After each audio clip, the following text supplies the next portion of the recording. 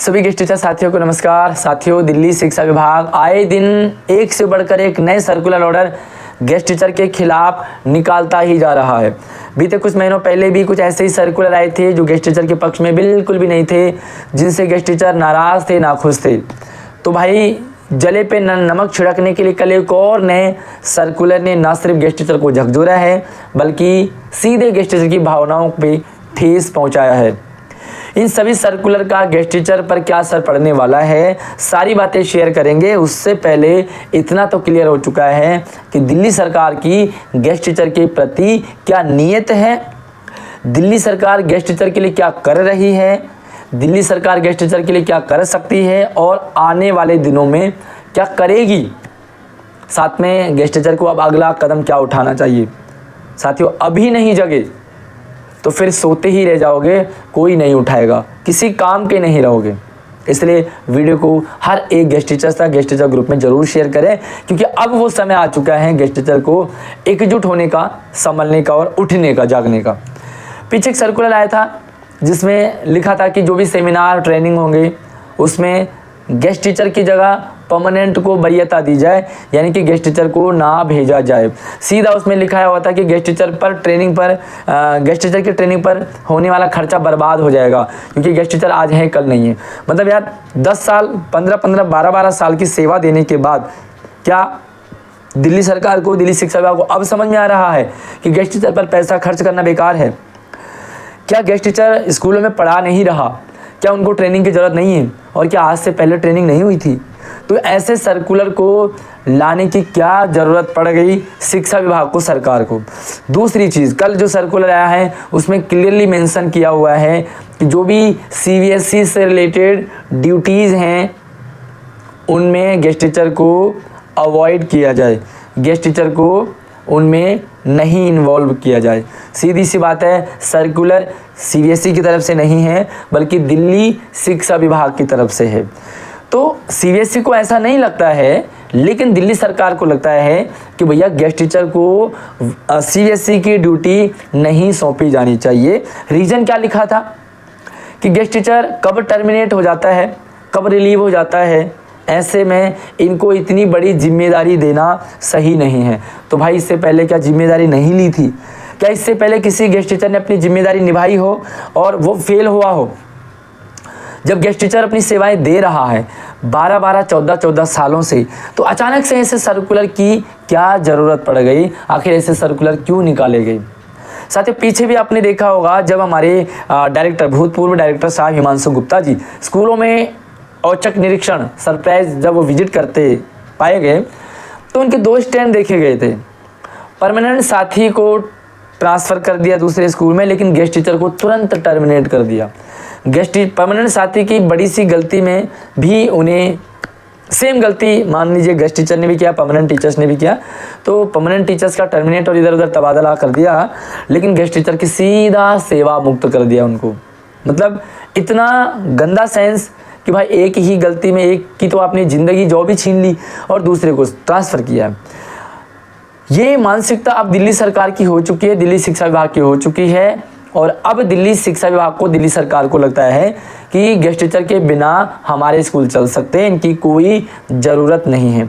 कल का जो सर्कुलर आया था उसमें लिखा था कि भैया ये कब रिलीव हो जाएंगे, इसलिए इनको ऐसी बड़ी जिम्मेदारी देना सही नहीं है।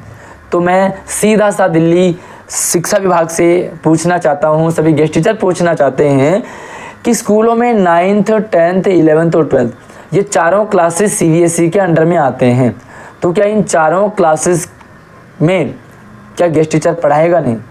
क्योंकि बड़ी जिम्मेदारी है ना भाई। सीबीएसई की क्लास है, 10th और 12th बोर्ड है, तो क्या इन बोर्ड क्लासेस से गेस्ट टीचर को वंचित किया जाएगा?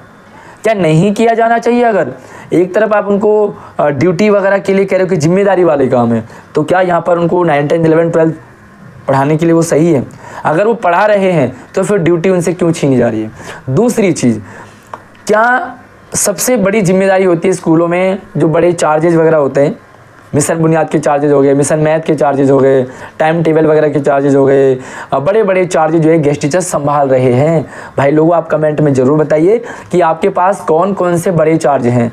तो क्या ऐसे बड़े चार्जों से गेस्ट टीचर को वंचित नहीं किया जाना चाहिए? अगर गेस्ट टीचर को सिर्फ और सिर्फ स्कूलों में पढ़ाने के लिए रखा गया, शिक्षण कार्य वाद्य न हो, दिक्कत ना आए, अगर उन्हें इसलिए रखा गया, तो फिर सीधी सी बात है कि गेस्ट टीचर को इतने बड़े बड़े चार्ज क्यों दिए जा रहे हैं। तीसरी चीज़, क्या क्योंकि गेस्ट टीचर टर्मिनेट हो जाता कभी भी कहीं भी, तो फिर क्या गेस्ट टीचर को क्लास टीचर नहीं बनाया जाएगा? सारे गेस्ट टीचर क्लास टीचर है। मैक्सिमम 95% स्कूलों में गेस्ट टीचर क्लास टीचर संभाल रहे हैं। तो भैया जब गेस्ट टीचर टर्मिनेट होता है तो सीधा जो सिस्टम है क्लास का, क्योंकि क्लास टीचर पूरी क्लास को समझता है, सिस्टम समझता है, पेरेंट्स को समझता है, किस बच्चे का क्या हिसाब किताब है, सारा कुछ क्लास टीचर के पास है। तो फिर गेस्ट टीचर को क्लास टीचर क्यों बनाया जा रहा है? चौथी चीज़, जो सीबीएसई का एलओसी वगैरह का काम है, रजिस्ट्रेशन वगैरह का काम है, तो क्या ये बड़ी जिम्मेदारी नहीं है? क्या गेस्ट टीचर रजिस्ट्रेशन में गलती नहीं कर सकते? क्या गेस्ट टीचर एलओसी वगैरह के काम में फीस सबमिशन में गलती नहीं कर सकते? तो फिर गेस्ट टीचर को 9th 10th 11th 12th में जो सीबीएसई का काम होता है उसमें इन्वॉल्व क्यों किया जा रहा है? भैया इतनी ये दोहरी मानसिकता दिल्ली शिक्षा विभाग की आखिर क्यों? सबसे बड़ा सवाल ये गेस्ट टीचर के सीधा ठेस दिल को इतने लंबे टाइम से जो दिल्ली शिक्षा विभाग के साथ कंधे से कंधा मिला के गेस्ट टीचर चल रहा था, अचानक से ऐसे सर्कुलर ला करके शिक्षा विभाग, दिल्ली सरकार आखिर क्या साबित करना चाहता है? साथियों इतना तो क्लियर हो चुका है कि दिल्ली सरकार गेस्ट टीचर के लिए इतना सा भी स्टैंड नहीं लेगी। इस सर्कुलर को ऐसे बिना लॉजिक, बिना सर पैर वाले सर्कुलर को क्या दिल्ली सरकार वापस लाने के लिए कोई मुहिम उठाएगी? अभी जो महिला विकास मंत्रालय, दिल्ली महिला आयोग में जो सर्विस कर रहे थे उनको सेवा मुक्त कर दिया गया। इसका मतलब ये है कि इस तरह के स्टेप धीरे धीरे दिल्ली में गेस्ट टीचर की सेवा को भी मुक्त करने की तरफ आगे बढ़ रहे हैं। पहले उनसे उनके काम छीनो, धीरे धीरे उनको साइड करते जाओ और फिर एक बार उनको बिल्कुल ही साइड करते जाओ, क्योंकि गेस्ट टीचर सारे सोए पड़े हुए हैं, कोई फ़र्क नहीं पड़ता गेस्ट टीचर पे। क्या करना है भाई? ऐसी ज़िंदगी, ऐसी जॉब जिसमें सबसे पहले तो इनको सारी फैसिलिटीज़ दी गई, सब कुछ गेस्ट टीचर को सेमिनार वगैरह अटेंड करवाई गई, सारी वैल्यू दी गई, और एकदम से ऐसे सारी चीज़ें हटाना जैसे कि भाई कर्ण के शरीर से कवच और कुंडल को छीन लेना है। सीधी सी बात है कि दिल्ली सरकार को स्टैंड नहीं लेगी। जो महिला आयोग की जो कर्मचारी थे कॉन्ट्रैक्ट में, उनके लिए तो दिल्ली सरकार आवाज़ उठा रही है, लेकिन गेस्ट टीचर के लिए कहीं भी इतनी सी भी आवाज़ दिल्ली सरकार उठाते हुए नहीं दिखती है। पिछले लगभग 1.5 साल से गेस्ट टीचर के लिए कोई स्टैंड नहीं लिया जा रहा दिल्ली सरकार की तरफ से। तो भैया मानसिकता, सोच, नियति तो क्लियर हो चुकी है कि दिल्ली सरकार और गेस्ट टीचर का आपस में कोई रिलेशन नहीं है, कोई फ्यूचर नहीं है। दिल्ली सरकार, आम आदमी पार्टी की सरकार गेस्ट टीचर के लिए कुछ नहीं करेगी, कुछ नहीं कर रही है, और जब तक आम आदमी पार्टी की सरकार है ऐसी ही दर दर की ठोकरी खाते रहोगे। साथियों अभी भी समय है, एक ही मात्र अब लगता है कि चारा है, क्योंकि कहते हैं कि गूंगी मेरी सरकार को धमाकों की ज़रूरत है, तो अब लगता है कि बहुत जल्दी आचार संहिता होने से पहले वो धमाके होने चाहिए। एक आवाज़ गेस्ट टीचर को अपने एकजुट होकर के, जो सारे संगठन हैं, सारे जो एसोसिएशन हैं, सारे लीडर्स हैं, सबको एक साथ आना ही पड़ेगा। फिलहाल इस चीज़ को एक संडे से शुरुआत कर सकते हैं, किसी छुट्टी वाले दिन से शुरुआत कर सकते हैं, ताकि जो गेस्ट टीचर है उनकी नियति समझ में आ जाए कि आखिर गेस्ट टीचर चाहता क्या है। तो साथियों कमेंट में अपने अपने ओपिनियन ज़रूर रखें। आपके पास कुछ और सुझाव, थॉट, विचार है तो आप हमारे व्हाट्सअप नंबर पे हमसे संपर्क कर सकते हैं।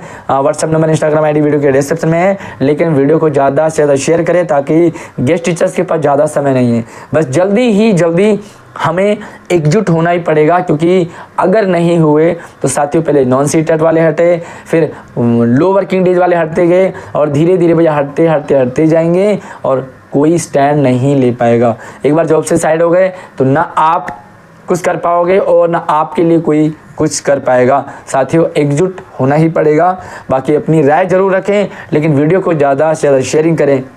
धन्यवाद।